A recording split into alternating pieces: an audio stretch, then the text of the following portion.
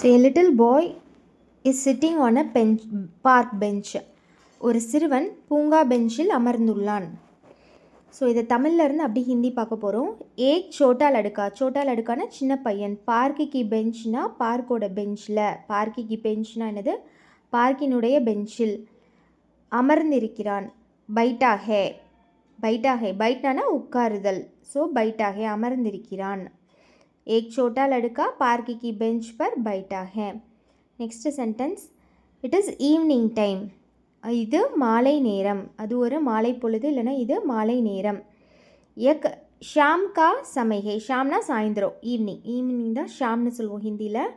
ஷாம் கா சமய் ஹே, நேரம்னு சொல்கிறதுக்கு எப்பயுமே ஹிந்தியில் யூஸ் பண்ண வேண்டிய வார்த்தை வந்து சமை.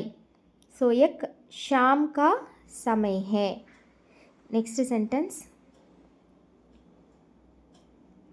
he is listening to music.